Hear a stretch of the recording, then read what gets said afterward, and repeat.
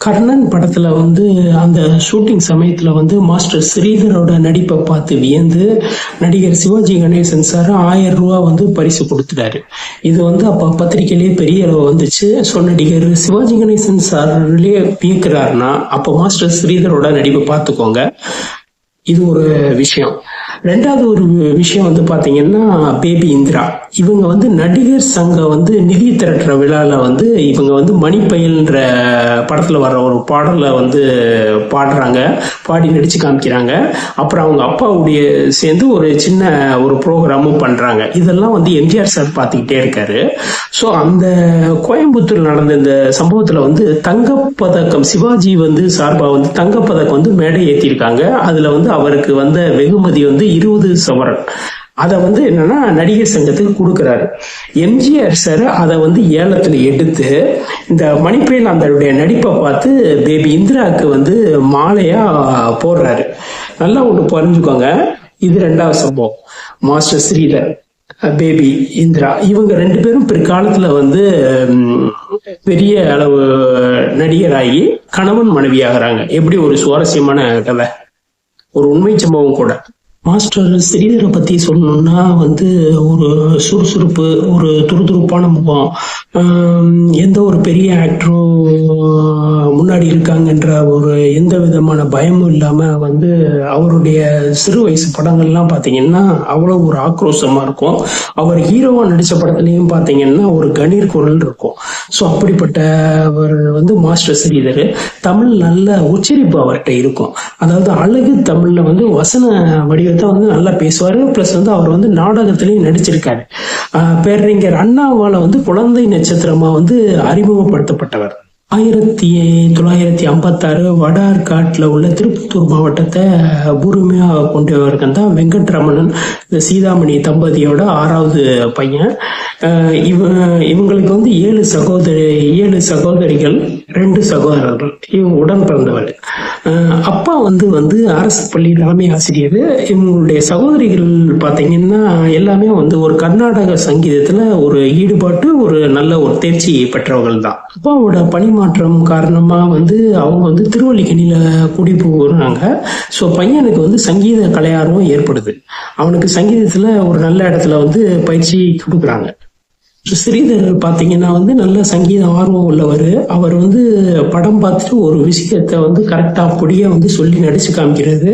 So இது வந்து எல்லாருக்கும் ஒரு ஈர்ப்பை ஏற்படுத்துது. இந்த பையன் வந்து நல்லா படிக்கிறான், நல்லா திறமை இருக்கு, ஸோ சங்கீத அறிவும் அவருக்கு இருக்கு, இவர் வந்து பின்னாடி பிற்காலத்துல பெரிய ஆள் வருவாரு அப்படின்ற விஷயம் வந்து எல்லாம் சொல்றத அவங்களுடைய பெற்றோருக்கு வந்து கேட்கிறாங்க. ஸ்ரீதர் வந்து சின்ன வயதுல வந்து அவருடைய தாய்மாமன் வந்து பாத்தீங்கன்னா ரகோத்தமன். இவர் வந்து என்னன்னா இவருடைய ஃப்ரெண்டுக்கு வந்து, அதாவது தோட்டக்காரன் விஸ்வநாதன் அப்படின்ற ஒரு நபருக்கு வந்து ஒரு இதுல வந்து குழந்தை நட்சத்திரம் வந்து தேவைப்படுது ஒரு நாடகத்துக்கு. ஸோ இதை அறிஞ்சு வந்து நகோத்தமன் சார் வந்து என்னன்னா அவங்க பெற்றோர்கிட்ட வந்து போய் வந்து சொல்றாரு, போலாமா வேணாமான்னு பல குழப்பத்துக்கு இடையில வந்து நாடக குழுவில் இணைக்கலாம்னு சொல்லி முடிவெடுத்து ஒப்படைச்சிட்டாங்க.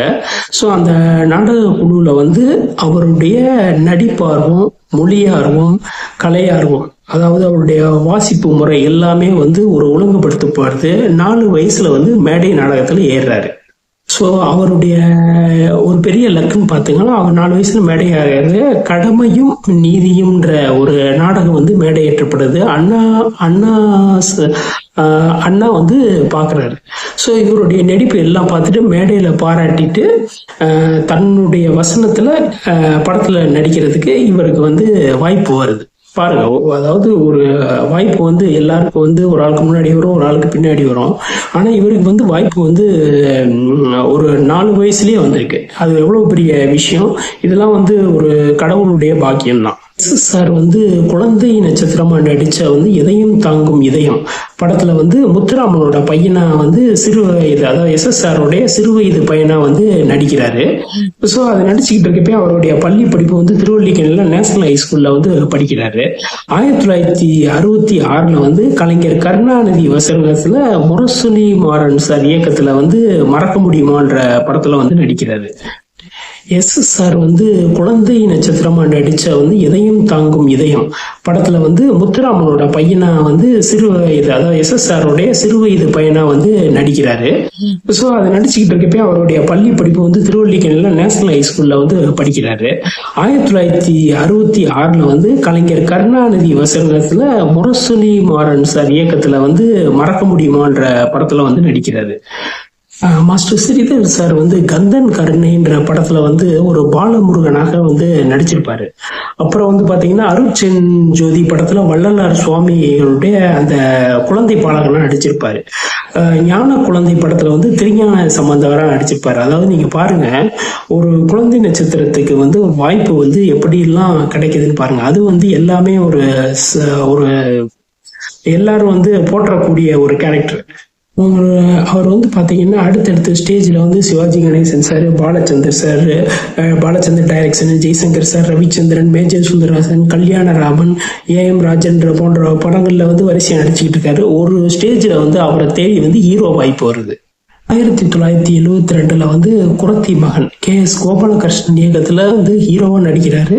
அந்த படம் பரவலா வந்து பேசப்படுது. அதுக்கடுத்து வந்து அவர் வந்து என்ன சொல்றது, மற்ற நடிகர்களுக்கு ஒரு கேரக்டர் ஆர்டிஸ்டாவும் அவர் வந்து பரிணமிக்கிறாரு. ஹீரோவாவும் நடிச்சிருக்காரு, ஒரு சிறு வயது வேடங்களையும் நடிச்சிருக்காரு. அடுத்து வந்து ஒரு கேரக்டர் ஆர்டிஸ்டா, ஒரு நல்ல நடிகனா அவர் வந்து பரிணமிச்சாரு. அவர் வந்து சுவாமி ஐயப்பன் பத்தி வந்து 10க்கும் மேற்பட்ட படங்கள்ல நடிச்சிருக்காரு. இதுல வந்து தமிழ், தெலுங்கு, மலையாளம் உள்ளிட்ட படங்களும் அடங்கம் தான். அதாவது கடவுள் சம்பந்தமான படம் கூப்பிடு அவரை அப்படின்னு கூப்பிட்டுருவாங்க. ஸோ அப்படிதான் அவருடைய படங்கள் இருந்துச்சு. படங்கள்ல வந்து பாத்தீங்கன்னா முக்கியமான படம், அதாவது அவர் வந்து நகைச்சுவை நாரதரா வந்து ஒரு 3 படத்துல நடிச்சிருப்பாரு. முப்பெரும் தேவிகள், அப்புறம் வந்து மீனாட்சி திருவிளையாடல், அப்போ வெற்றி விநாயகர். இந்த படத்துல வந்து அவருடைய நடிப்பு வந்து பாத்தீங்கன்னா ஒரு நகைச்சுவை நாரதர் வேடத்துல நடிச்சிருப்பாரு. அது கரெக்டா அந்த படத்துக்கும் ஸ்கிரிப்ட் கரெக்டா பொருந்துற மாதிரி இருக்கும். படம் எல்லாமே அந்த டைலாக்லாம் பாத்தீங்கன்னா ஒரு நல்ல ஒரு சுவையான, அதாவது ஒரு இன்ட்ரெஸ்டிங்கா இருக்கும்.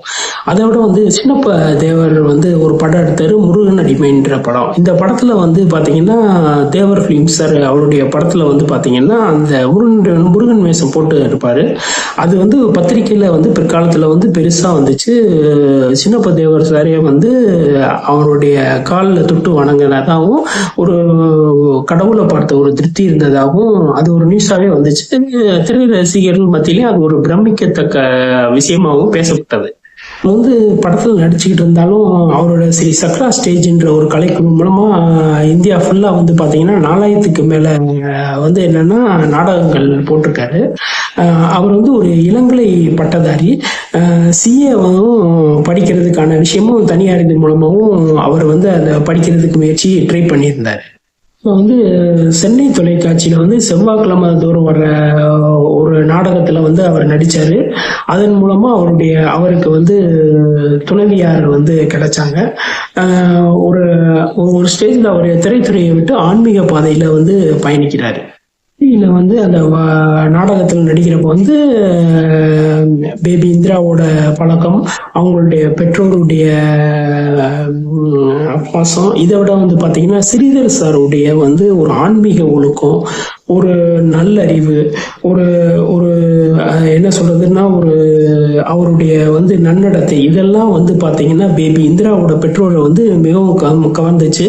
பேபி இந்திராவோட தகப்பனார் தான் வந்து ஸ்ரீதர் சார் தகப்பனார்கிட்ட பேசுறாங்க. அவங்களுக்கும் ஒரு மைண்ட்ல வந்து அவங்களுக்கும் அதுதான் இருந்துச்சு. சரி, அப்ப 2 பேரும் பேசி அப்படி முடிவெடுத்தது தான் அவங்களுடைய மேரேஜ் வந்து பாத்தீங்கன்னா 1989 வந்து திருப்பதியில வந்து கல்யாணம் பண்ணிக்கிட்டாங்க. கல்யாணத்துக்கு ஒரு 2 மாசம் கழிச்சு வந்து பாத்தீங்கன்னா பேபி இந்திராவோட அப்பா வந்து காலமாகிறாரு. ஸோ அந்த குடும்ப சுமையை வந்து பாத்தீங்கன்னா மாஸ்டர் ஸ்ரீதர் வந்து ஏத்துக்கிறாரு.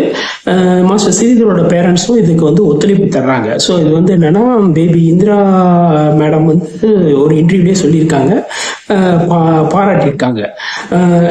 இந்த மாதிரி காலகட்டத்தில் வந்து ஒரு குடும்ப பொறுப்பை வந்து நிர்வகிச்சு பண்ணிக்கிட்டு இருந்த காலத்தில் 2013 டிசம்பர்ல வந்து தன்னுடைய வாழ்க்கையில இருந்து மாஸ்டர் ஸ்ரீதர் விடைபெறுகிறார். பேபி இந்திராவை பத்தி சொல்லணும்னா வந்து மகிழ்ச்சி, அழுகை, கோபம் என பல நளினமான முகபாவங்களை கொண்டவர். வசீகரமான கண்கள், தெளிவான உச்சரிப்பு, இதெல்லாம் வந்து இருக்கிறவங்க தான் பேபி இந்திரா. பேபி இந்திரா வந்து சிறுமி அடிக்கிறப்ப நீங்க அந்த ஸ்கிரீன்ல பாத்தீங்கன்னா படபடப்பு, உச்சரிப்பு, அந்த முகபாவம், அழுகை, இதெல்லாம் பாத்தீங்கன்னா ஒரு எக்ஸ்ட்ராண்டியா இருக்கும். இது பாத்தீங்கன்னா குழந்தை நட்சத்திரமாக தோன்றி நாயகியாக வந்து பரிணமிச்சு குறைவான படத்துல தான் நடிச்சிருக்காங்க. நிறைவான நடிகைன்னு வந்து பேர் வாங்கினவங்க. 1967 ஜூலை 3 பாலக்காட்டுல வந்து தமிழ் பிராமின் குடும்பத்தை சேர்ந்தவங்க. கோயம்புத்தூர்ல தான் பிறந்தாங்க. 2 தம்பி, சாந்தி லட்சுமின்னு வந்து 2 தங்கைகள். சுந்தரன் சாரோட வந்து மூத்த மகள் இந்திராவோட வந்து வசீகர முகத்தை பார்த்து வந்து ஃப்ரெண்டு எல்லாம் வந்து நடிக்கிறாங்க, இவங்களுக்கு வந்து நல்லா நடிப்பு வருது, நீங்க சினிமாவில் சேர்த்து விடுங்க அப்படிலாம் சொல்றாங்க. ஆனா அவர் என்ன நினைக்கிறாருன்னா, நடிப்பு வந்து என்னோட போட்டோம். ஏன்னா அவருக்கு அந்த கலை ஆர்வம் இருக்கு, அவருக்கு பெருசா வந்து இன்ட்ரெஸ்டிங் இல்லை. ஸோ அவர் வந்து படிப்புல தான் கொண்டு போகணும்னு சொல்லி ஒரு ஐடியாவோட இருக்காரு. எய்ம்ல என்ன பார்த்தீங்கன்னு வச்சுக்கோங்களேன், நல்லா படிக்க வச்சுட்டு ஒரு அரசாங்கத்துல ஒரு நல்ல உத்தியோகம் பண்ணும், இதுதான் அவருடைய எய்மா இருந்துச்சு. ஆனா இயற்கை வந்து எல்லாத்தையும் மீறி ஒரு கலைத்தாயோட அருள் வந்து அந்த பேபிக்கு கிடைச்சு. அவருடைய அப்பாவுடைய பணி சொல் காரணமா வந்து சென்னைக்கு குடி போகிறாங்க. அப்படி வந்து என்னன்னா குடி புகுந்த பின்னாடி அவங்க வந்து சூளமேட்ல வந்து வீடு கட்டுறாங்க. ஸோ அந்த சமயத்துல வந்து என்னன்னா ஒரு நாள் வந்து ஒரு பிரச்சனை ஏற்படுது. என்ன பிரச்சனைன்னு பார்த்தீங்கன்னா வந்து இவர் வந்து வேலைக்கு போயிட்டு வந்து வர்றாரு. வழி வந்தாலும் வந்து அங்கே வந்து பொண்ணு இல்லை. அவங்க ஒய்ஃப்ட வந்து கேட்குறாரு எங்க அப்படின்ட்டு. நீங்கள் தான் வந்து கூட்டிகிட்டு வர சொன்னீங்கன்னு சொல்லி உங்கள் ஃப்ரெண்டு கூட்டிகிட்டு போனாரு அப்படின்னா டென்ஷன் ஆகிட்டாரு. போய் தேடி அலைகிறாரு. எரிச்சல், கோபம், பக்தி, ஒரு மாதிரி ஒரு டென்ஷன் உச்சத்தில் போயிடுறாரு.